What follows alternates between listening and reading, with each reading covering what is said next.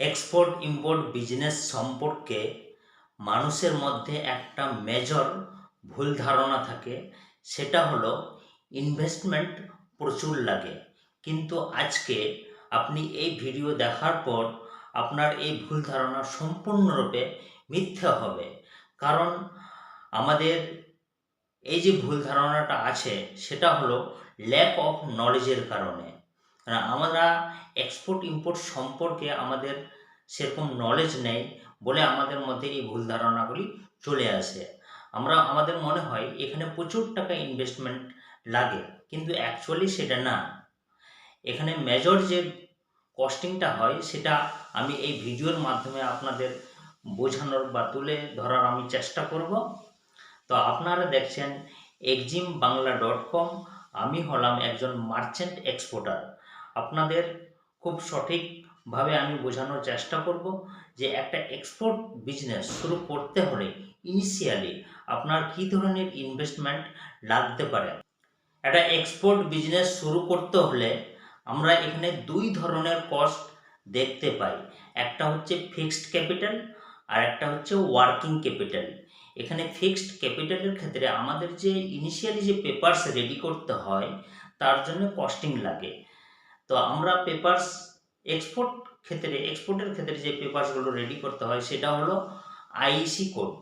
তো আইইসি কোডের ক্ষেত্রে আমাদের যে কস্টিং হয় 500 থেকে 1000 টাকার মধ্যে। তারপর জিএসটি রেজিস্ট্রেশন করতে হয়। এখানে কনসাল্টিং চার্জ যেটা হয় সেটা হলো 2000 টাকা। তারপরে আরসিএমসি নিতে হয় ইপিসি থেকে। এবার বিভিন্ন ইপিসির ফরম্যাট আলাদা আছে কস্টিংয়ের ক্ষেত্রে। তো অ্যাপেদা থেকে যে রেজিস্ট্রেশনের যে চার্জ আছে সেটা হলো 8500 টাকা। এবার অন্য ইপিসি থেকেও চার্জ একটু আলাদা হতে পারে।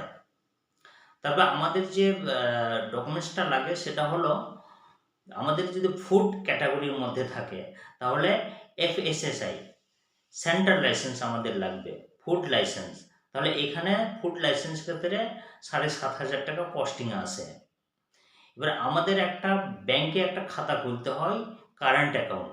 এবার বিভিন্ন রাষ্ট্রের তো ব্যাংকের বিভিন্ন ফর্মালিটি আছে যে আপনাকে মিনিমাম একটা চার্জ মেনটেন্স করতে হবে। এখানে ব্যাংকে অ্যাকাউন্ট খোলা ফ্রি অফ কস্ট আছে, কিন্তু ব্যাংকে আমাকে একটা ডিপোজিট একটা মিনিমাম রাখতে হবে। এখানে 5000 থেকে 15000 টাকা থাকে। এবার আমরা যখন একটা এক্সপোর্ট বিজনেস একটা পরিচালনা করব তার জন্য আমাদের একটা ওয়েবসাইট খুব জরুরি আছে। তো একটা ওয়েবসাইট তৈরি করতে গেলে আমাদের হার্ডলি 10,000 টাকার মতো খরচ হতে পারে। তো এই টোটাল একটা আমরা যদি ফরম্যাট করি এই কস্টিংয়ের, তাহলে 50,000 থেকেও আমাদের কস্ট কম আসছে। তো আমরা এখানে পেপার ওয়ার্কিংয়ের জন্য 50,000 টাকা কস্টিং আমরা ধরে রাখবো। এবার আমাদের যে প্রোডাক্ট মেকিংয়ের যেটা আমরা যদি নিজেরা ম্যানুফ্যাকচারিং করি তার ক্ষেত্রে আলাদা একটা কস্ট আছে।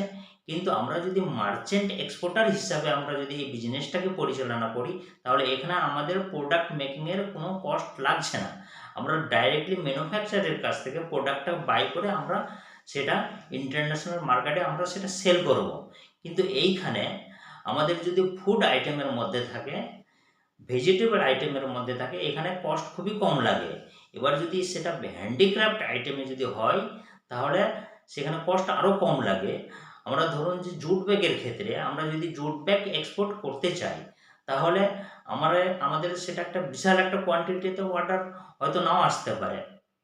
আমাদের 100 পিস অর্ডার আসলো, 150 পিস অর্ডার আসলো, তাহলে একটা 150 পিস 200 পিস জুট ব্যাগের দাম কত পড়বে?